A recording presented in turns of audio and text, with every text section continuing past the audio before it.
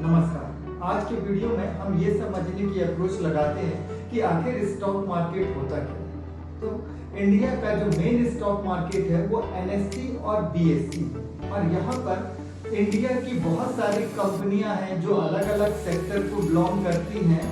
वो अपने स्टॉक को अपने सारे फंडामेंटल के अकॉर्डिंग लिस्ट कराती हैं और हर एक स्टॉक का फिर एक प्राइस निर्धारित होता है जो कंपनी की परफॉर्मेंस के ऊपर डिपेंड करता है। अब बात ये आती है कि शेयर बाजार में पैसे लगाते कैसे।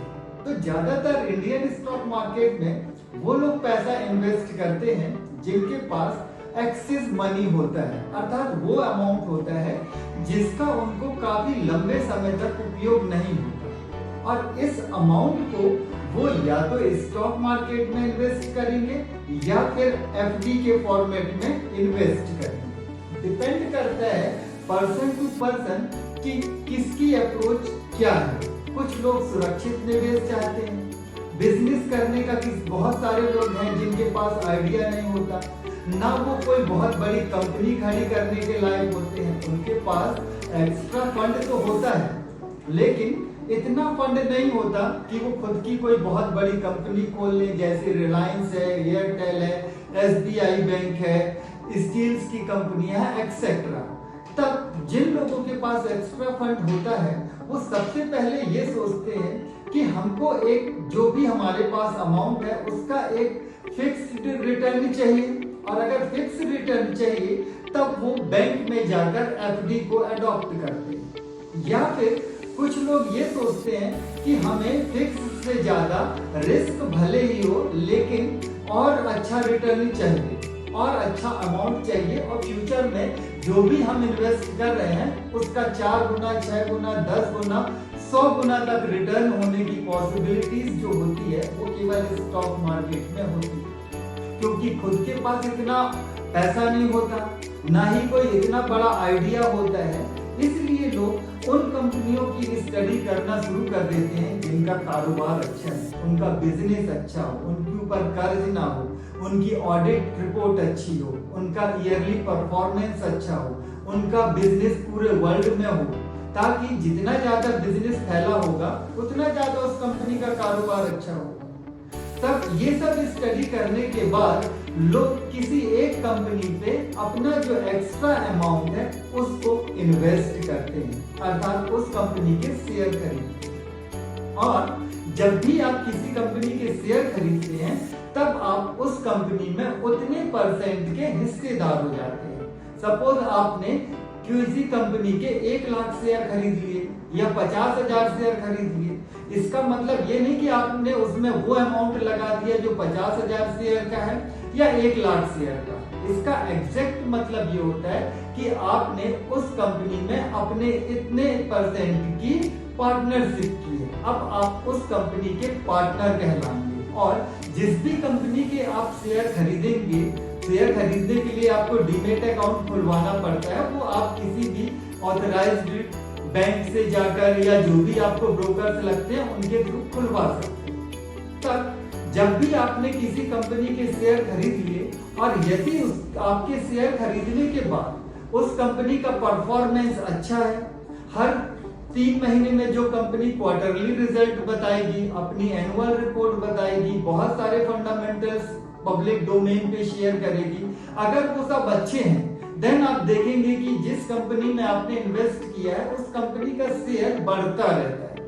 और जिस कंपनी में आपने इन्वेस्ट किया है यदि उस कंपनी का शेयर बढ़ता है तो आपको उतना ही प्रॉफिट होगा जितना उस कंपनी को होता है। बस आपका प्रॉफिट उतने परसेंटेज में होगा जितना परसेंटेज आपने उस कंपनी के शेयर में लगाया होगा। और यदि अनफॉर्चुनेटली आपने जिस भी कंपनी के स्टॉक में इन्वेस्ट किया हुआ है, यदि किसी कारण से उसका परफॉर्मेंस अच्छा नहीं है या उसके नेगेटिव रिपोर्ट आ रही है या फ्यूचर में कुछ बहुत अच्छा ना करने की पॉसिबिलिटीज दिखती हैं, तब उस कंपनी के स्टॉक आपकी प्राइस वैल्यू से नीचे आने लगेंगे और जितना नुकसान उस कंपनी को होगा उतना ही नुकसान जितना आपने उस कंपनी में इन्वेस्ट किया है उसके अकॉर्डिंग आपके शेयर में दिखने लगे। डिपेंड आप पर करता है कि आपने जिस भी कंपनी में अपनी पार्टनरशिप ली हुई है, अर्थात उस कंपनी के शेयर खरीदे हुए हैं, उस कंपनी को आप कितना टाइम दे सकते हैं। स्टॉक मार्केट में वेल्थ तभी बनती है जब आपने अच्छी कंपनी में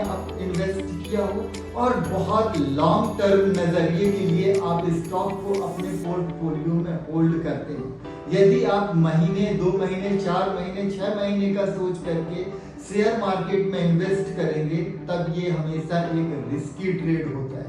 यदि आपको नेचुरली और एक प्रॉफिट चाहिए जो आपके पोर्टफोलियो में अच्छा खासा गेन दिखाए, तब आपको अपने पोर्टफोलियो में सबसे पहले धीरे धीरे शेयर की क्वांटिटी बढ़ानी होगी। जितना ज्यादा आपके पास शेयर की क्वांटिटी होगी, आपको जब भी रिटर्न मिलेगा उसी के अकॉर्डिंग मिलेगा। और यदि आपके पास शेयर की क्वांटिटी कम है और आपने जिस कंपनी के स्टॉक खरीदे भी हैं उसमें कोई बहुत ज्यादा मूव भी हो जाता है, तो आपको कोई बहुत प्रॉफिट समझ में नहीं आएगा। इसलिए आप गिनी चुनी सेलेक्टेड कंपनियों में इन्वेस्ट करिए, धीरे धीरे उनमें अपनी हिस्सेदारी को बढ़ाइए। हिस्सेदारी बढ़ाने का मतलब होता है कि आप उसमें अपने शेयर की क्वांटिटी बताइए।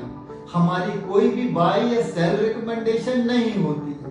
जैसे अभी जीएसटी रिफॉर्म से पहले 15 अगस्त तक मारुति सुजुकी का शेयर लगभग 12,000 रुपए के आसपास ट्रेड कर रहा था, और जैसे ही 15 अगस्त को इंडियन गवर्नमेंट ने जीएसटी रिफॉर्म की बात की और मारुति का शेयर लगभग 10 दिन में ही 12,000 से 16,000 हो गया। अब जिन लोगों के पास बहुत बल्क में मारुति के शेयर रहे होंगे, सपोज किसी के पास 1,000 शेयर भी रहे होंगे, तब उसको 10 दिन में ही 4 से 5 लाख रुपए का प्रॉफिट हो गया। कहने का मतलब ये है कि इस बाजार को कोई भी आइडेंटिफाई नहीं कर सकता कि ये बाजार कब अप मूव देगा और कब डाउन मूव देगा, खास तौर पे अप मूव। इसलिए सबसे बेहतर विकल्प यही होता है कि हम शेयर की बल्क में क्वांटिटी को खरीदें। बल्क में नहीं खरीद सकते तो धीरे धीरे करके खरीदें, और जब हमारे पास अच्छी खासी क्वांटिटी हो जाती है तब हम वेट करें अच्छे खासे रिटर्न के, क्योंकि मार्केट साल में 2 या 4 बार ही ऐसा होता है जब बहुत तेजी से अप मूव देता है या बहुत तेजी से डाउन मूव देता है, और ये 2-4 हफ्तों को कोई भी आइडेंटिफाई नहीं कर सकता है। हो सकता है बहुत बार हमको ऐसा लगता है कि हमारा शेयर नहीं चल रहा है, हमारा स्टॉक में कोई मूव नहीं है, तो बहुत सारे लोग 1 साल 2 साल में थक हार के बाहर हो जाते हैं। एंड यू विल सी कि हो सकता है कि जैसे ही आप एग्जिट हुए उसके 2-3 महीने के बाद ही वो स्टॉक बहुत तेजी से अप मूव देने लगे। तो यदि आपके पास अच्छी कंपनी के स्टॉक है, तब आप कभी भी पैनिक मत होइए। मार्केट में कुछ भी न्यूज आती है, वर्ल्ड में कोई भी सिनेरियो होते हैं, उनको लेके आप घबराइए नहीं। इन सिनेरियो का, इन सारी न्यूज का केवल मार्केट पे इंस्टेंट इम्पैक्ट दिखता है।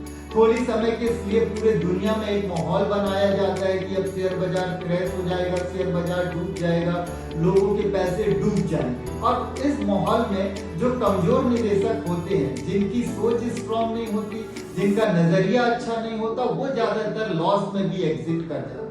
आपको एग्जिट नहीं करना है, आपको वही अमाउंट लगाना है जिसको आप समझिए कि मुझे बहुत लंबे समय तक जरूरत नहीं है, और शांत बैठे रहना है। आप देखेंगे कि भले ही 2 साल 3 साल, लेकिन आपका शेयर जो है वो डबल, ट्रिपल, 4x, 10x और इवन 100x भी हो सकता है। केवल शेयर मार्केट को पहले अच्छे से समझने की जरूरत होती है, फिर आप उसमें इन्वेस्ट करिए। आगे की बात आगे की वीडियो में। नमस्कार।